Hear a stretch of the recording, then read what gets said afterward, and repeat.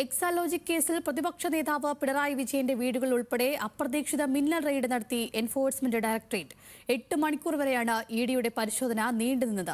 റെയ്ഡിന് ശേഷം തിരുവനന്തപുരം നഗരത്തിൽ അരങ്ങേറിയത് വൻ സംഘർഷം. പരിശോധന കഴിഞ്ഞ് പുറത്തേക്കിറങ്ങിവന്ന ഇഡി ഉദ്യോഗസ്ഥരുടെ കാറുകൾ CPIM പ്രവർത്തകർ അടിച്ചു തകർത്തു.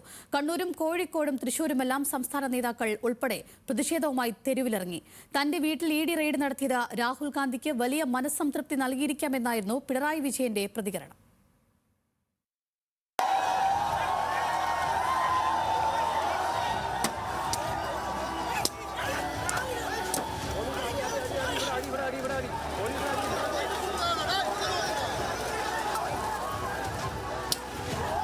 എട്ട് മണിക്കൂർ നീണ്ട റെയ്ഡ് പൂർത്തിയാക്കിയ ശേഷം ഇഡി സംഘം മടങ്ങവെയായിരുന്നു പ്രവർത്തകരുടെ രോഷം അണപൊട്ടിയത്. ഉദ്യോഗസ്ഥർ വന്ന 3 കാറുകൾ അടിച്ചു തകർത്തു.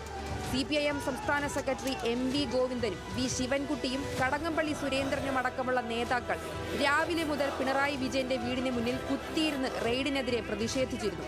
പിണറായി വിജയന്റെ കണ്ണൂരിലെ വീട്ടിലും മുഹമ്മദ് റിയാസിന്റെ കോഴിക്കോട്ടെ വീട്ടിലും പരിശോധന നടന്നു. അവിടെയെല്ലാം CPIM സംസ്ഥാന നേതാക്കളടക്കം പ്രതിഷേധവുമായി എത്തി.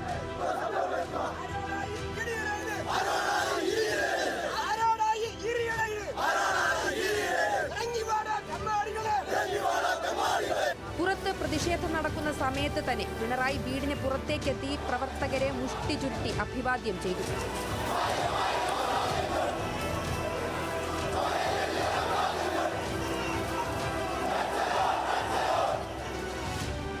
തന്റെ വീട്ടിൽ ഇഡി റെയ്ഡ് നടത്തിയത് രാഹുൽ ഗാന്ധിക്ക് വലിയ മനസ്സംതൃപ്തി നൽകിയിരിക്കാമെന്ന് പിണറായി. എന്തുകൊണ്ട് പിണറായി വിജയന്റെ വീട് റെയ്ഡ് ചെയ്യുന്നില്ല, എന്തുകൊണ്ട് പിണറായി വിജയനെ അറസ്റ്റ് ചെയ്യുന്നില്ല എന്നാണ് രാഹുൽ ഗാന്ധി ചോദിച്ചുകൊണ്ടിരുന്നതെന്ന് അദ്ദേഹം പറഞ്ഞു. ഈ പരിശോധന ചിലർക്കെല്ലാം വലിയ മനസ്സംതൃപ്തി നൽകുമെന്നാണ് തോന്നുന്നത്. പ്രത്യേകിച്ച് രാഹുൽ ഗാന്ധിയെ പോലെ ഒരാൾക്ക്. കാരണം എന്തുകൊണ്ട് പിണറായി വിജയൻ്റെ വീട് റെഡി ചെയ്യുന്നില്ല, എന്തുകൊണ്ട് പിണറായി വിജയനെ അറസ്റ്റ് ചെയ്യുന്നില്ല എന്നതായിരുന്നു രാഹുൽ ഗാന്ധി ചോദിച്ച ചോദ്യം. ഇങ്ങനെ വീട്ടിൽ കയറി പരിശോധന നടത്താൻ ഇഡി വളരെ കാലമായി ആഗ്രഹിക്കുന്നതാണ്. ഇതുകൊണ്ടൊന്നും തളർത്തിക്കളയാമെന്ന് വ്യാമോഹിക്കേണ്ട. പാർട്ടി ശത്രുക്കൾ കൊത്തിവലിക്കാനൊരുങ്ങിയ എല്ലാ ഘട്ടത്തിലും പാർട്ടിയുടെ അകമഴിഞ്ഞ പിന്തുണ കിട്ടിയിട്ടുണ്ട് എന്നും പിണറായി.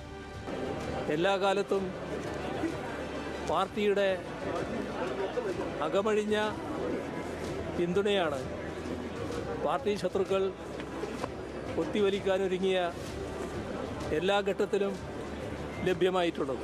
ഇതുകൊണ്ടൊന്നും ഞങ്ങൾ അവസാനിക്കാൻ പോകുന്നില്ല. ഇത് ഒരു തുടക്കം മാത്രമായിട്ട് ഞങ്ങൾ കാണുന്നുള്ളൂ. ഈ തരത്തിലുള്ള ഏതെങ്കിലും നടപടികൾ കൊണ്ട് ഞങ്ങളെ തളർത്തിക്കളയാമെന്ന് വ്യാമോഹിക്കേണ്ടതില്ല. ഇഡി ഉദ്യോഗസ്ഥരുടെ വണ്ടി ഓടിച്ചിരുന്ന ഡ്രൈവർക്ക് കണ്ണിന് മുകളിൽ പരിക്കുണ്ട്. 2 പോലീസുകാർക്കും പരിക്കേറ്റു. തമ്പാനൂർ സ്റ്റേഷനിലെത്തി ഇഡി ഉദ്യോഗസ്ഥർ പരാതി നൽകി.